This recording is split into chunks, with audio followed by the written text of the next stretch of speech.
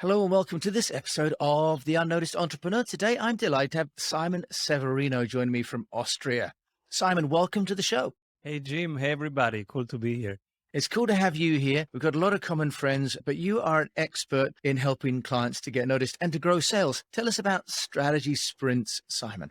So Strategy Sprints, we are a team of coaches that help people double revenue in 90 days. That's our program. It's Strategy Sprints. It's 90 days and it doubles sales. So of course, one of those foundations is that you have a positioning and then that there is awareness about you. And then from that awareness that generates interest. And then how do you turn interest into engagement into ready to buy? And how do you close the deal? So that's what we do. We help entrepreneurs in 90 days improve each one of these parts, and we can jump into any of those and go a little deeper.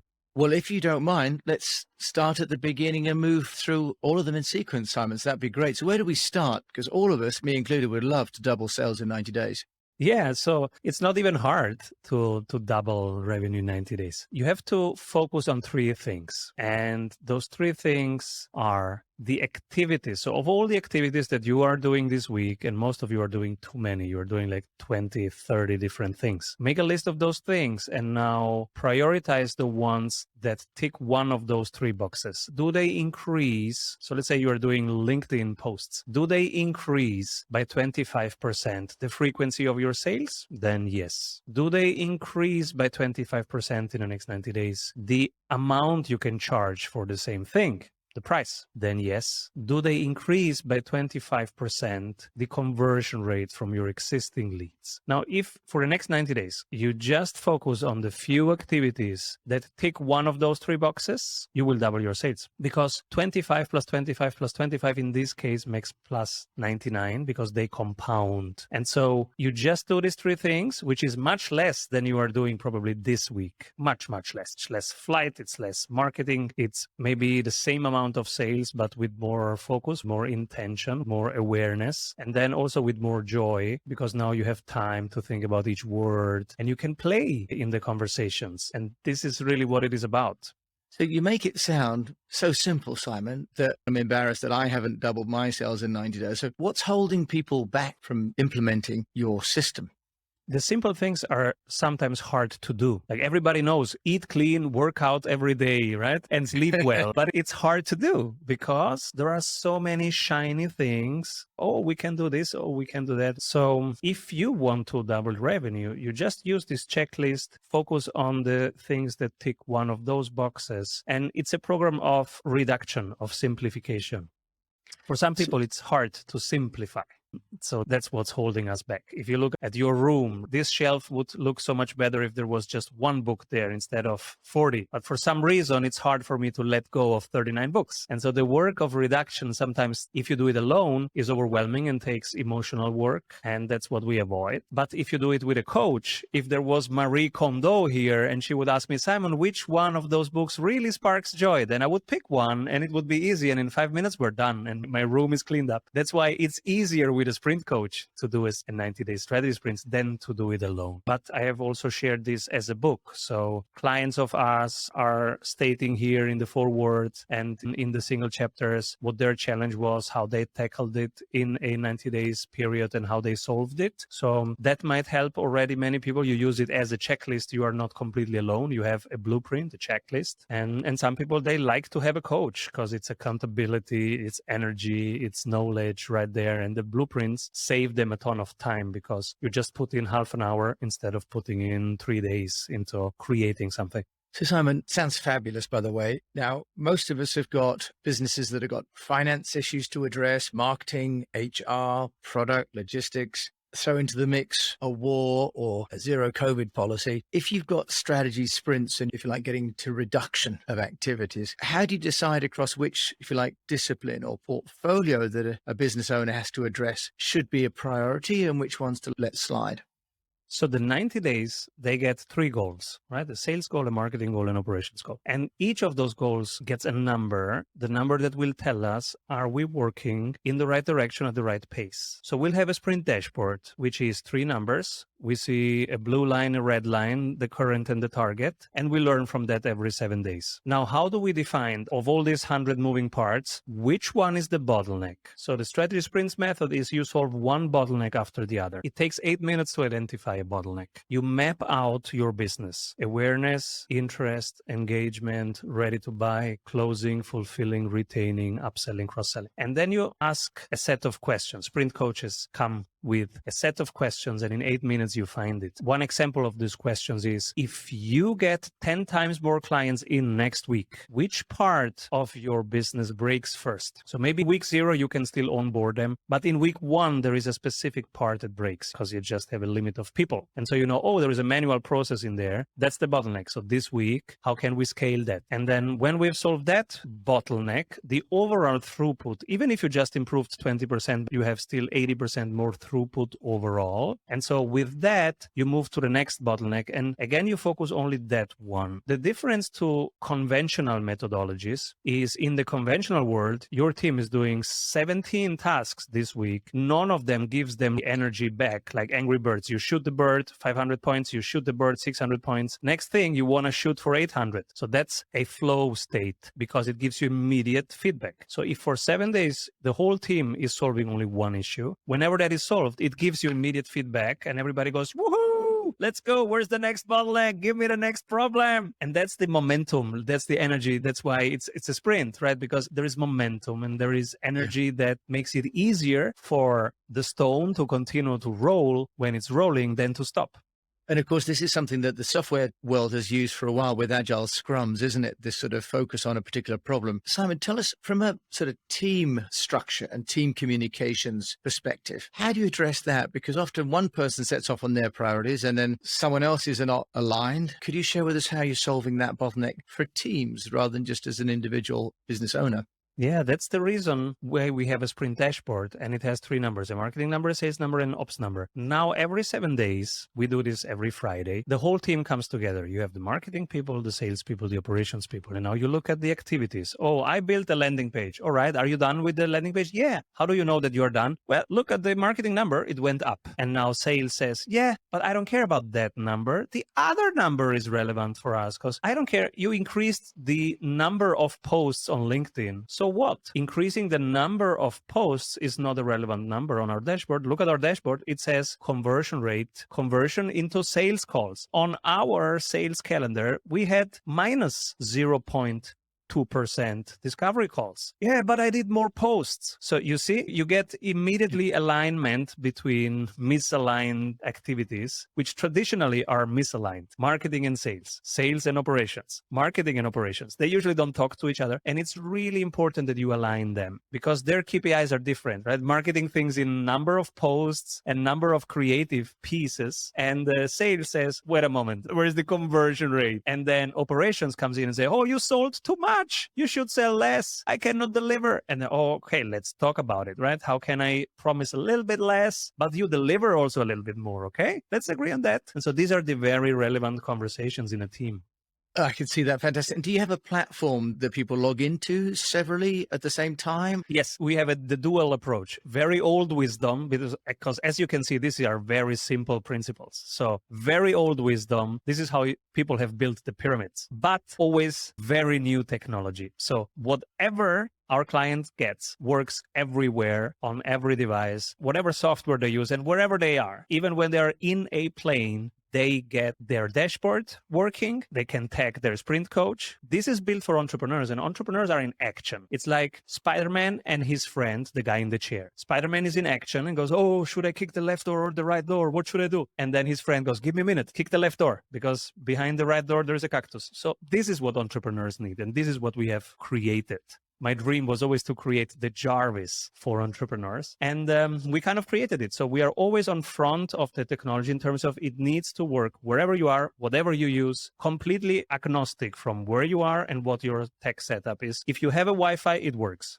Right. So that's absolutely fantastic and really liberating as well for entrepreneurs, especially the alignment, because so many people are working across geographies now and remotely. Somebody, this shows about, entrepreneurs getting noticed and really helping with the brand and the pipeline. Can you share with us from the strategy sprints perspective, the things that people are doing wrong? What are some things that you see as being traditional bottlenecks when it comes to getting noticed that people could learn from you how to overcome? First thing is spend in marketing too early and too much. I believe that the first cent in marketing spent should be after you have reached $35,000 monthly recurring revenue. So when every month makes more than 35K, this is the first time you should think about spending your first dollar on marketing.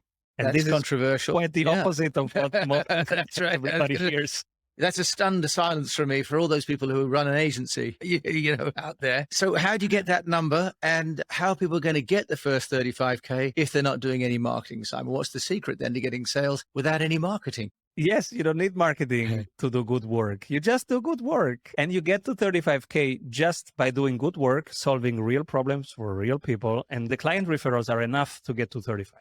So just organic. But from there, and especially before you improve operations. So one question was, how do I get to that number? 21 years and 1,600 sprints, which get measured every 7 days. So this is where I get my data from the field. And 35K is the demarcation line. You have a concept you have market validation. Concept validation is 10K, 12K. Okay, the concept is validated. 35K is the market is validated. Now somebody really needs it and takes it. Oh, that's interesting. And is that across all four areas? You know that somebody takes it. You shouldn't be caring about marketing at all because you have not created a business yet. Business creation is that this is something that the people want, need, and take. And that's operations work. That's not marketing. That's not sales. It's operations. You build an experience if you're a service, or a product if you're a product business, that people really need, want, and take. That's the only thing that you need to do before 35K. That's it. And you just speak to people. Yeah, but I don't call it marketing. That's directly sales. You say, hey, people, I have this thing. Do you want it? That's it. It's a 5 minutes conversation. Okay, so and that's the interesting. few people who take it, they bring you to 35K. You don't need many. Okay, that's interesting. So it's almost like a $500,000 US, sub $500,000 US, validates and gets you to the next level of growth. If that's what you're saying, Simon, right? Now you have operations. From operations, we move to sales. Sales is now that short conversation. Hey, I have something. It's cool. It can bring you there. If you have this problem, it can solve it. It's built for you. This is how we bring you there. That you put more curation into that. It becomes a proper sales script, a proper flow. You start building some material. You collect client testimonials. For example, like I do, this is Chanel. Chanel came before her business was working independently of her. In those 90 days, she created the systems that work now also without her. That's an example of a client testimonial. This is what you should build before you reach 35K. You have 15 of those client testimonials. You probably are now above 35K and you have something that works. Now it's time to scale it, because if you put more conversations too early into it, it doesn't transform to more impact. But now every single additional conversation becomes more impact. Now it's time for marketing. Now put in as many conversations as possible. Start many conversations. Tell the whole world. Scream it from the rooftop. Whatever you like to do, do it and show up every day. Build communities, connect people, send flyers. Whatever you like to do, do it. Sing your song. Okay, so that's interesting. So really, in your view, before you get to, say, just about $500,000 US in revenue, all the marketing is possibly even just a distraction. You should really just be focusing on operations and finding that core community of customers that will become your advocates, your ambassadors. Is that right? I described the whole process step by step. So how do you get to your 35K? What do you do when you have 35K? How do you scale it? All the blueprints, checklists, etc. are in the book Strategy Sprints. It's available right now on Amazon. So there is a literal order of things to do. And many mistakes come from people just doing the right things in the wrong order. For most people, marketing is the most enjoyable part. Sales is the least enjoyable part. And operations is the most boring part. And that's why they convert the order. I'm like that. And they convert the order. So, okay, let's start with marketing. marketing and then let's see what happens. That's not how you do it. And I guess that's why you hear so many companies pivoting, isn't it? Because they've built a marketing channel before they've maybe built a customer base or a product first. Even worse, we will see most companies crashing, just tanking over the next 12 months. We are heading into a recession. If you are built on marketing, I hope you are built on solid operations and solid sales. And you have enough liquidity, because we will go through a recession. Wherever you are, Europe is in a recession, the US is next. And so technically it's 2 quarters of negative GDP growth. That's where we are. So you better focus on operation and sales. Yeah, that's a really sage advice. And what about you, Simon? You've got a book as an entrepreneur. What else are you doing to build your own brand? I go on 6 podcasts every day, because that's my thing. You have to pick your thing, right? Many people ask me what I do. It's not just one-to-one what you should do. My process of finding what I should do, I'm happy to share both. The process, how I found what works for me, and also what works for me. So the process of finding what works, what should Simon do, starts intuitively, like what I like doing. And so when I wake up in the morning, what do I want to do first? I'm a video kind of guy. I like to talk to people, ideally face to face, but in a scaled way that's only possible via video. So I'm a video guy. So instead of writing or calculating or other things, this is how I start. So I do a lot of videos. Now, every 7 days, I have my sprint dashboard, obviously. So I measure what happens with those videos. Right now on YouTube, we have published around 600 videos. And so now I'm starting to learn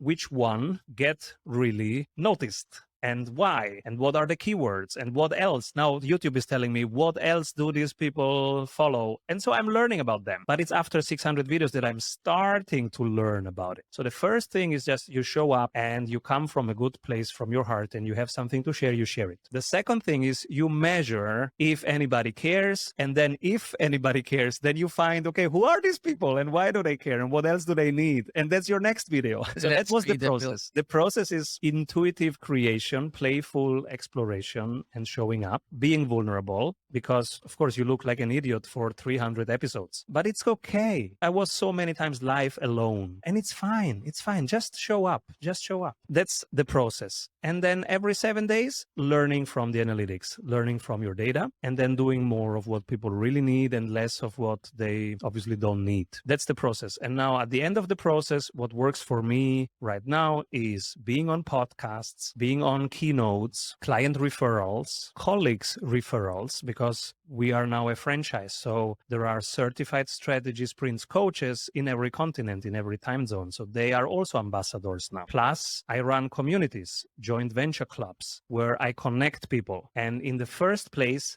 they create 6-figure collaborations with each other. But in a second level effect, they also think of me. I stay top of mind because I'm the host of those events. And whenever somebody asks them, hey, I need to increase my sales, or I hate sales, but I have to get better at it, they go, oh, call Simon. He has fun teaching sales. And so they send to me.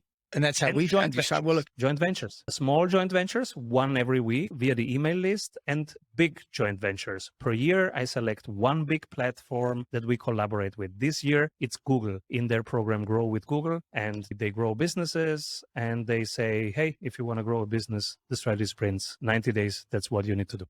Simon, if people need to talk to you, which it sounds like they do, how can they get a hold of you, Simon Severino of Strategy Sprints? StrategySprints.com. And most of my knowledge is in the book, Strategy Sprints, available on Amazon. If you want to connect to me and my team, it's StrategySprints.com. Simon, I've learned a huge amount. Thanks for sharing all of your wisdom in such a short time. I know you've got 5 other podcasts to do today. So thanks for giving me so much energy on The Unnoticed Entrepreneur today. Thank you, Jim. Thank you, everybody. Keep rolling. Yeah, now I'll put all these details, of course, in all the show notes. Thank you so much for listening to this episode of The Unnoticed Entrepreneur with me, Jim James.